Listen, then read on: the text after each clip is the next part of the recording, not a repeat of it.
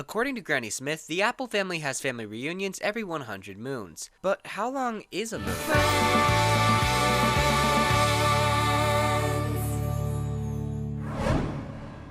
Happy New Year! This is my first upload of 2015, and all this celebrating got me thinking about dates. No, not that kind of dates, like calendar dates. The way that ponies measure time. One measurement I found interesting was the moon. The moon has been referenced several times in the show, but we'll be looking at the instances in Equestria Girls and Apple Family Reunion. In Equestria Girls, the portal was going to close on the third day of Twilight's visit, and if she missed her exit, she would have to wait 30 moons before the portal opened again. How long would 30 moons actually be? 30 days? 30 months? For many older cultures, the lunar cycle was used to keep time. This is where the idea of the month originated. Each revolution around the Earth would be a new moon. A lunar cycle lasts for 29.5 days. If an equestrian moon was 29.5 days long, 30 moons would be just under 2.5 years. That's a long time to be stuck in a different world. However, 29.5 days couldn't be an equestrian moon. Here's where Apple Family Reunion comes in. In that episode, Granny Smith explains how they've had a family reunion every 100 moons, and that for each reunion, they've had their picture taken in front of the barn. If you do the math, 129.5 day periods adds up to around 8 years. So is 8 years how often the Apple family throws reunions? No. Just look at the ponies we recognize. There doesn't seem to be a difference in age. I mean, it's plausible that the adult ponies look the same 8 years before, but there's no way Apple Bloom wouldn't look younger. For 8 years, she should at least look like little Applejack. I'm Applejack. Small apple fritter.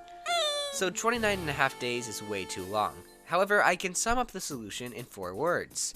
Equestria is not Earth. Our moon takes 29.5 days to complete one revolution around our planet, but Princess Luna revolves the moon around their planet every single day. So the whole 29.5 day thing is really insignificant. This leaves the question wide open again.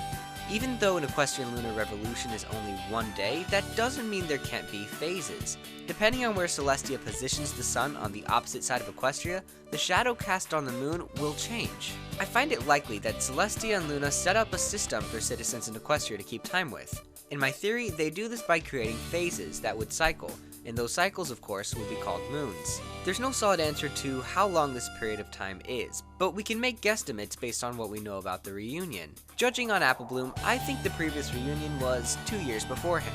My opinion is that the 100 moons between reunions is the equivalent of 2 of our years. Wait, if the reunion happens every 2 years, then shouldn't there have been way more barn pictures? There are only 3, so some had to have been missing. This would explain why between these 2 reunions, Granny Smith aged a lot, but between these 2 reunions, Apple Bloom didn't change at all. Besides, every 2 years is pretty reasonable for family reunions. With this model, doing the math brings us 50 moons a year. This would mean in Equestria Girls, the portal wouldn't open again for 3/5 of one of our years, still long enough to endanger Equestria. We've talked about moons, but how do years work? 1 year for us is a revolution of Earth around the sun. But in the pony world, the sun revolves around Equestria, and we know a year couldn't possibly be 1 day.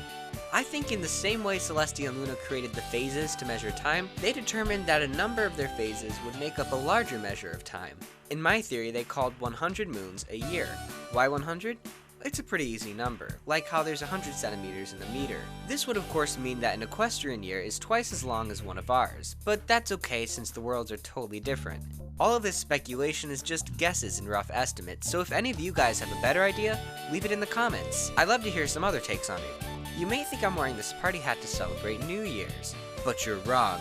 Well, you're kind of right, but I'm mainly celebrating 20,000 subscribers. That number is big. You guys are so awesome. I'm lucky to have so many followers that contribute to my theories and videos. So here's to an awesome 2015. This is the Brony Notion, signing out until next Wednesday. Brohoof.